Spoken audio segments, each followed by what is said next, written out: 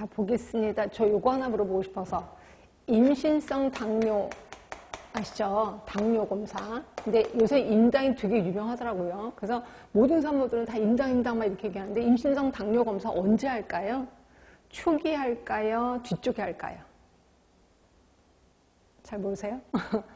뒤쪽에 합니다. 뒤쪽에. 그래서 보통 24에서 28주라고 써있긴 하는데 보통 25주째 하고 있기도 합니다. 25주. 그러니까 정확히 그냥 보드하게 24에서 28주 이렇게 해서 외워두시면 돼요. 임신성 당뇨 요거 검사하고 있고요.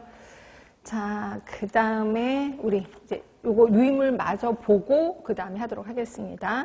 유인물 7쪽에 모유수유의 장점이 있어요.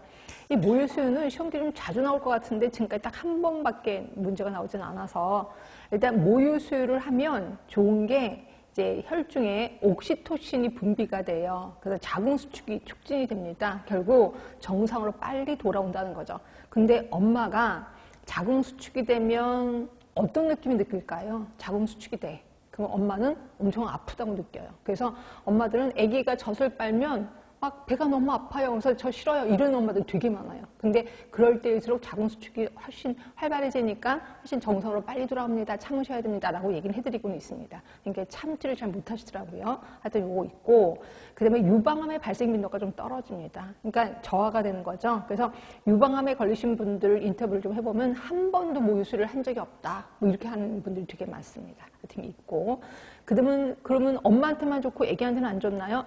애기한테도 좋습니다. 그게 뭐냐면 10번을 보시면 알레르기 질환, 천식, 요새 이제 아토피 엄청 많잖아요. 이런 것들이 줄어들 수 있다는 거죠. 왜냐면 모유수유 안에 항체가 있거든요. 항체가. 그래서 위장관 질환, 호흡기 질환, 중이염, 요로 감염증 등에 잘 걸리지 않게 된다는 거죠. 그리고 11번에 보시면 전적인 모유수유를 하는 경우 피임 효과도 있는 건 아실 거야. 물론 6개월까지는 이거 효과가 있습니다. 6개월이 넘어서 모유수유를 해. 그럼 이제 피임 효과가 점점 떨어지고 있다. 이렇게 보시면 될 것 같고요. 그래서 모유수유는 언제까지 먹이는 게 좋아요? 모르시죠? 네, 이게 그 WHO인가? 거기에서는 뭐라고 하냐면 그냥 애가 원하지 않을 때까지 줘라. 그러니까 뭐 어떤 경우는 초등학교 들어가기 전까지도 줘라. 뭐 이렇게도 얘기하는 경우도 있습니다. 하여튼 많이 먹일수록 좋다. 오래 먹일수록 좋다. 이렇게 보시면 되고. 그럼 이제 신생아 아프카 점수. 뜬금없이 이런 문제들이 좀 나와서 일단 애가 태어나면 이 애가 조금 건강한지 조금 불건강한지 이걸 이제 그 카운트하는 걸 신생아 아프카 점수라고 하는데 여기 보시면 자 5가지 특징이 있습니다. 5가지 뭐냐면 표로 들어갈게요. 피부색, 그 다음에 심박수, 그 다음에 코 자극에 대한 반사. 그러니까 코를 딱 거느렸을 때가 찡긋거려. 그럼 이제 효과가 좋은 거예요. 근데 아무리 코를 찡긋거려도 아무 표정이 없어. 그럼 이제 문제가 있는 거죠. 그다음에 근긴장. 그래서 근긴장하면 혹시 이런 거 TV로도 보셨나? 애기를 이렇게 팔도 탁 놓으면 애가 막 이렇게 놀래는 거. 그런 거 근긴장이라고 하는 거고요. 그다음에 호흡. 5개를 보고 있거든요.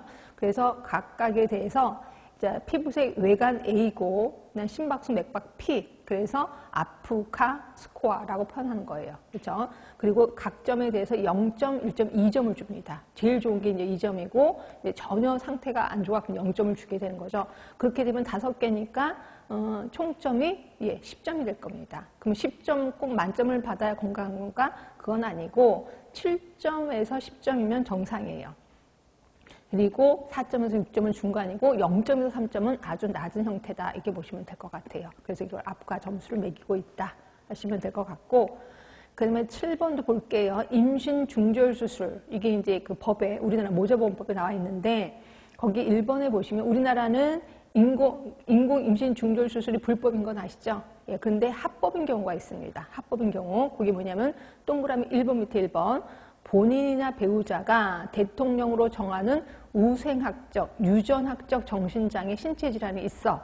그러면 뱃속의 얘기는 포기하자라는 주의예요. 그럼 어떤 우생학적, 유전학적 정신장애 신체 질환인데 그게 그 조그만 박스 안으로 들어가시면 동그라미 2번이 있을 거예요. 2번에 보시면 그 2번에 옆으로 쭉 가시면 연골 무형성증이라고 눈에 보실 겁니다. 연골 무형성증.